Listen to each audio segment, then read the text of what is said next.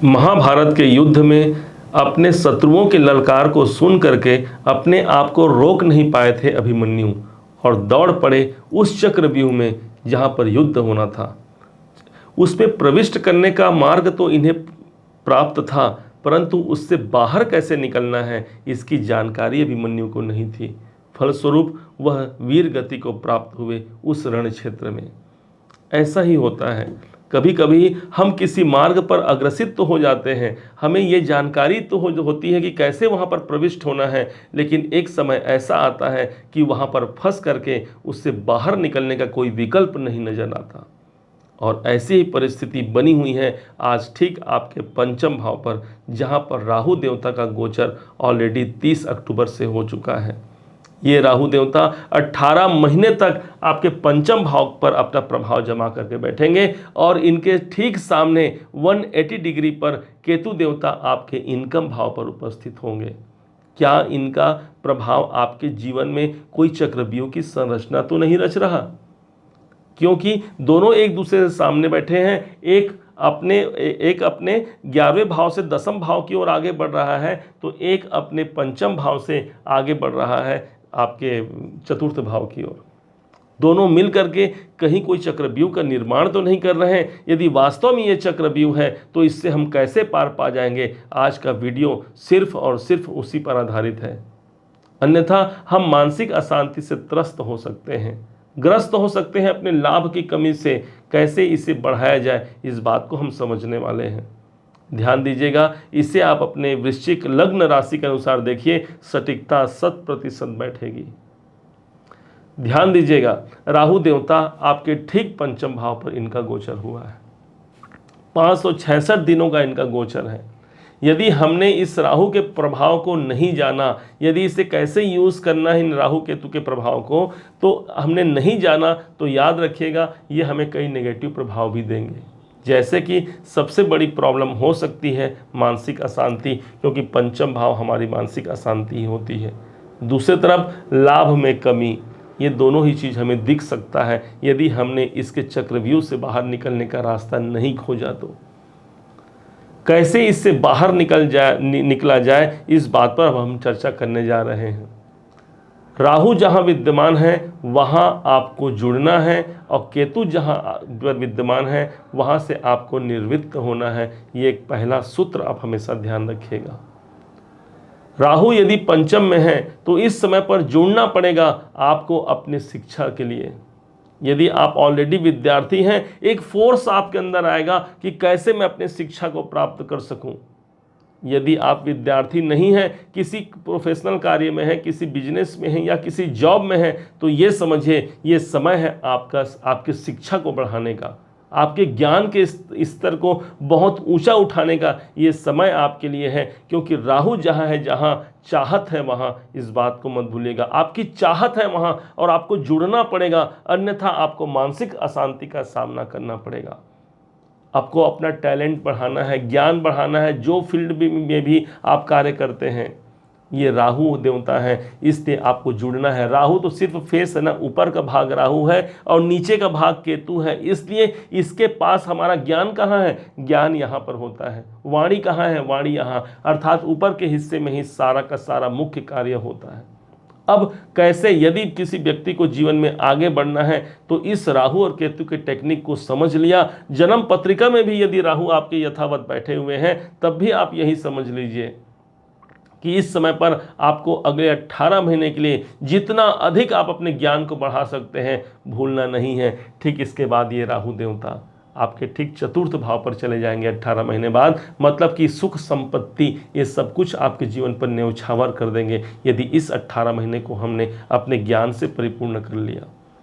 पंचम भाव मेरे संतान के होते हैं। इस समय जुड़ना पड़ेगा आपको अपने बच्चों से, लगाव पैदा करना पड़ेगा अपने आप को। हर माँ बाप के एक लगाव होता है, हर माता पिता यही चाहते हैं कि हम अपने बच्चों से जुड़े रहें और हमारे बच्चे हमसे जुड़े रहें। इस समय पर क्या होता है, राहु यहाँ बैठे हैं, मतलब जुड़ाव पैदा करेंगे आपके बच्चे और आपका, आपस में कनेक्शन अच्छा बनेगा।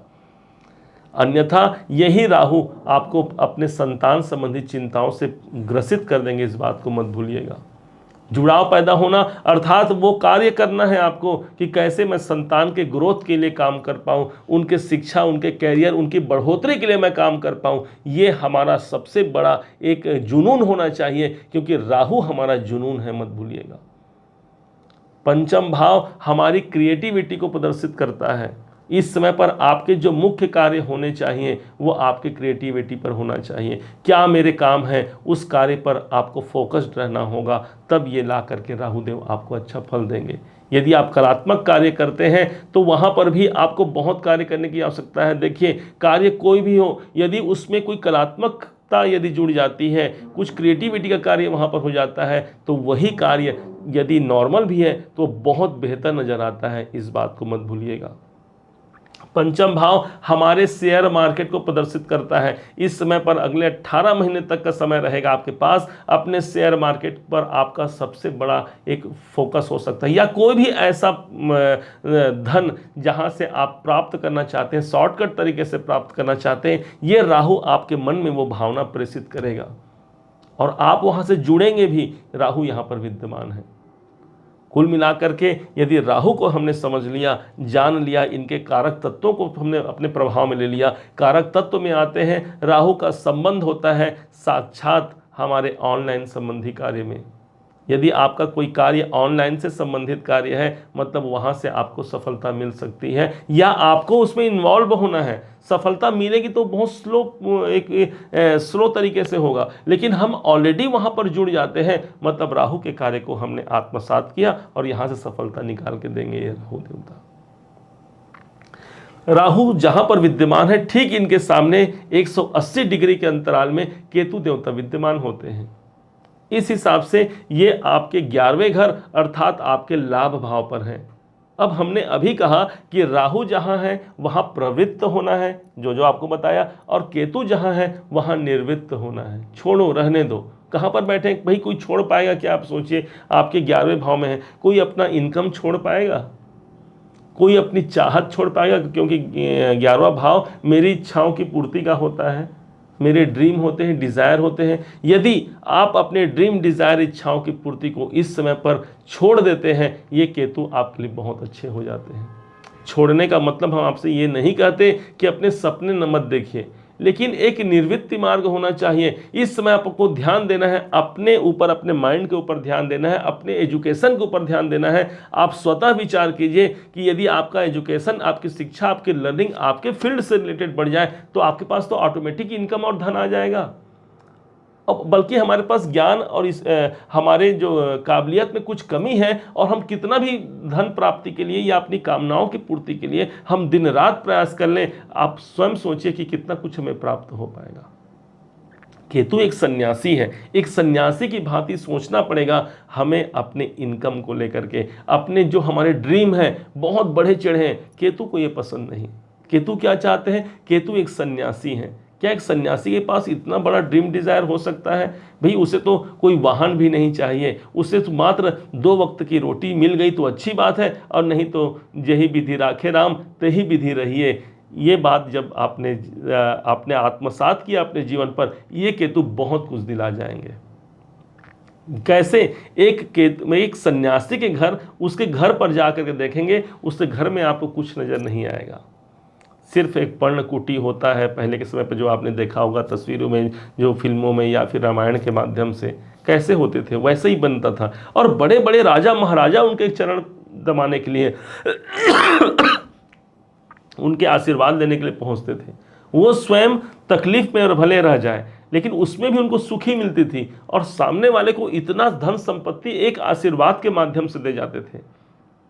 कहने का मतलब यह है, केतु है जहां आपकी चाहत नहीं है, वहां चाहत आपको नहीं रखनी है। आप जिस दिन इस बात को समझ लिए कि मुझे अब भाई छोड़ दो, मुझे अब बहुत ज़्यादा मेरी डिज़ायर नहीं है, बहुत ज़्यादा मेरी कामनाएं नहीं है, बस वही वो क्षण होगा कि केतु आपको बहुत कुछ दे जाएंगे। आपको निर्वृत्त मार्ग का अनुसरण करना पड़ेगा, तभी जाकर के केतु के शुभ प्रभाव को आप ले सकते हैं। इनकी जो चक्रव्यूह है इसको तोड़ सकते हैं। यदि आप उसमें प्रवृत्त रहे तो ये चक्रव्यूह टूटा ही नहीं, और चक्रव्यूह नहीं टूटा मतलब लाभ के मार्ग वैसे भी अवरुद्ध हो जाएंगे, क्योंकि केतु यहाँ पर विद्यमान है। केतु को लाभ से मतलब नहीं है, उनको तो बस एक मानसिक शांति चाहिए, और जब मानसिक शांति प्राप्त हो जाएगी अपने आप सब कुछ आ जाता है। आपका फोकस जहाँ राहु है वहाँ होना चाहिए, आपकी निवृत्ति मार्ग जहाँ पर केतु है वहाँ होना चाहिए। एक प्रथम सूत्र हो गया इनके चक्रव्यूह को तोड़ने का, इस बात को मत भूलिएगा। प्रवृत्त होना है जहाँ राहु है। एक पेन उठाते हैं हम, ये एक पेन है मान लीजिए, अब इसमें ये जो भाग है वो केतु है और ये जो भाग है वो राहु है। हम जब तक इसे बंद करके रखते हैं राहु केतु सम्मिलित है, इस बात को समझिएगा, और जब खोल दिए ये राहु बन गया ये केतु बन गया। काम किससे हम लेंगे? केतु से। जब लिखावट हम लोग इसी पेन से करेंगे। अब जब कोई स्याही खत्म हो गई तो भरना इसमें है, जब ये नींव टूट गया तो जोड़ना इसे है।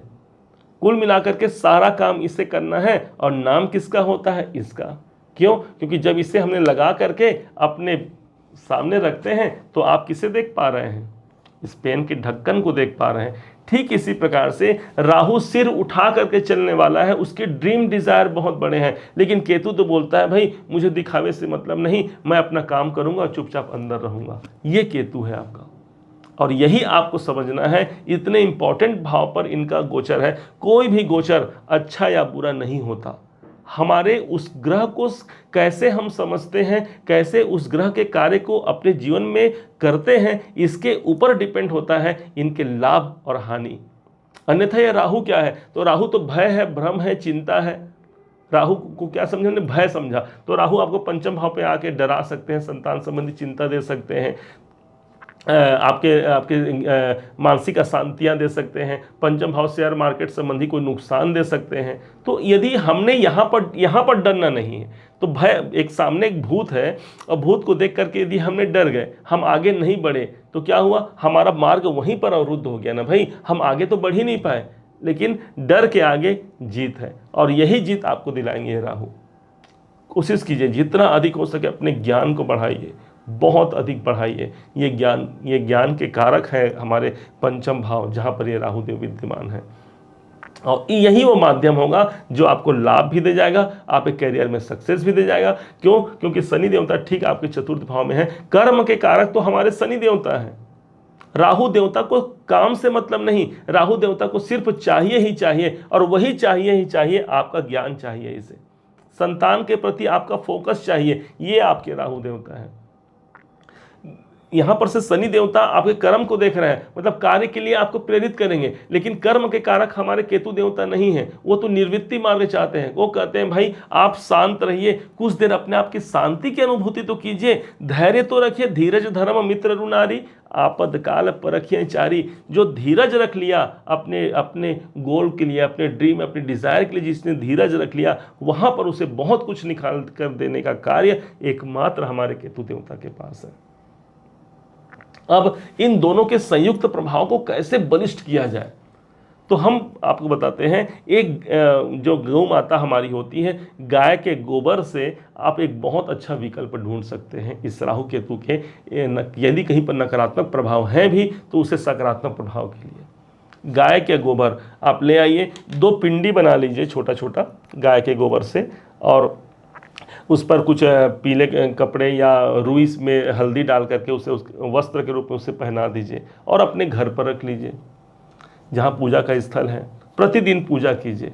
माँ जगदम्बा के प्रतीक माने गए हैं राहु को, और भगवान श्री गणेश जी के प्रतीक माने गए हैं हमारे केतु को।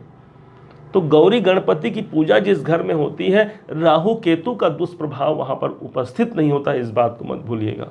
इसीलिए प्रत्येक मांगलिक कार्य के प्रारंभ में, प्रत्येक शुभ कार्य के प्रारंभ में गौरी गणेश की पूजा होती है। गौरी यही गौरी माता है जिन्होंने अपने अंगों से अपने पुत्र को उत्पन्न किया था, इसलिए गणेश जी सदैव अपनी माँ की गोद में अपने आप को शोभायमान पाते हैं। और इसी कारण से आपने देखा होगा दिवाली के समय पर भी जो समय आता है उसमें श्री लक्ष्मी क्षमा कीजिए, श्री लक्ष्मी, श्री सरस्वती जी और बीच में श्री गणेश जी बैठते हैं। अर्थात गणेश जी के पास गणेश जी जहाँ पर उपस्थित रहेंगे, माता लक्ष्मी आएंगी जो धन की अधिष्ठात्री हैं, माता सरस्वती आएंगी जो ज्ञान की देवी हैं। और दोनों ही महाकाली, महालक्ष्मी और साथ में साथ महासरस्वती माता, तीनों ही माँ दुर्गा का ही स्वरूप है। तो अपने घर में इसको प्रतिष्ठा कीजिए। गाय का गोबर यदि अवेलेबल ना हो, आप कहीं बाहर विदेशों में रहते हैं, तो वहाँ पर जो पूजा की सुपारियाँ होती हैं, 2 सुपारी ले लीजिए, उसे रूप मान लीजिए गौरी और गणेश का, रख लीजिए, पूजन कीजिए। प्रत्येक पूर्णिमा को विसर्जन कर दीजिए, एक नया बना लीजिए। देखिए कैसे ये राहु केतु आपके जीवन पर इतना अच्छा प्रभाव दे जाएंगे।